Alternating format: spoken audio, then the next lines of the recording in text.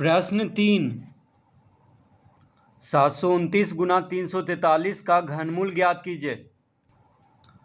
तो 729 गुना 343 का क्या निकालना है? घनमूल। क्योंकि देखिए इस तरह का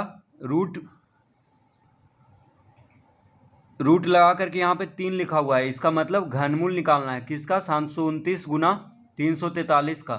तो 729 का पहले अभाज्य गुणनखंड करेंगे और 343 का अभाज्य गुणनखंड करके यहाँ पे लिख देते हैं। तो 729 का अभाज्य गुणनखंड करने के लिए देखिए रफ पेज में इस तरह लिख लेंगे। 3 से कट रहा है, 3 दूना 6, 3 चौक 12, 3 तिहाई 9।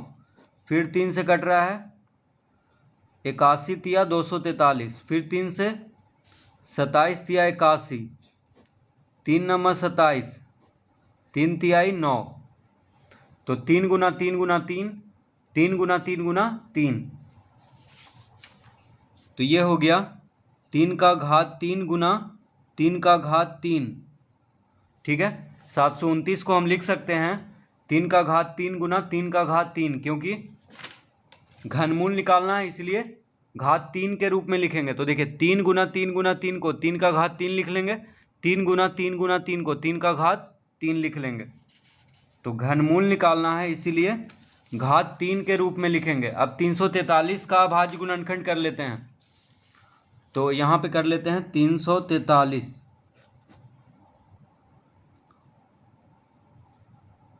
तो 343 7 से कटेगा, 7 चौक 28, 7 नंबर 63, 7 सते 49। तो 7 गुना 7 गुना 7 होता है 343। तो 7 गुना 7 गुना 7 को लिखेंगे 7 का घात 3। तो इस तरह से लिख लेंगे 729 गुना 343 का अभाज्य गुणनखंड करके इस तरह लिख लेंगे। अब देखिए जब यहाँ पे 3 लिखा हुआ है, इसका मतलब घात 3 में से एक 3 बाहर आ जाएगा। तो यहाँ पे देखिए घात 3 है, तो सब पे से घात 3 को हटा देंगे, क्योंकि घनमूल निकालना है। यहाँ पे 3 लिखा हुआ है, इसका मतलब घनमूल निकालना है। तो घात 3 हट जाएगा, तो 3 का घात 3 है तो सिर्फ 3 लिखेंगे, 3 का घात 3 है तो सिर्फ 3, 7 का घात 3 है तो सिर्फ 7 लिखेंगे। तो 3 तिहाई 9, 9 सत्ते 63। तो इसका उत्तर आ गया 63।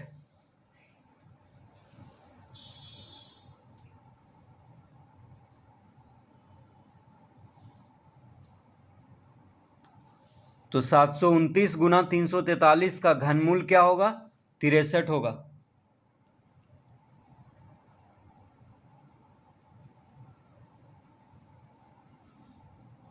प्रश्न 4, एक घनाकार लकड़ी के टुकड़े का आयतन 2744 घन सेंटीमीटर है। घन की एक भुजा की लंबाई ज्ञात कीजिए। तो लिखेंगे घनाकार लकड़ी का आयतन बराबर 2744 घन सेंटीमीटर। घनाकार लकड़ी का आयतन कितना है? 2744 घन सेंटीमीटर।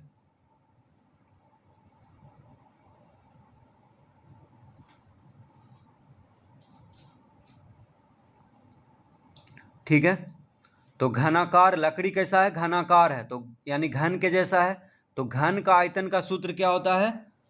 भुजा का घात 3, यानी भुजा क्यू।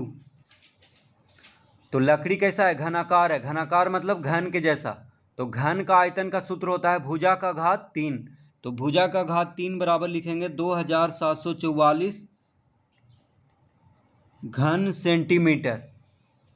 भुजा का घात 3 बराबर 2744 घन सेंटीमीटर।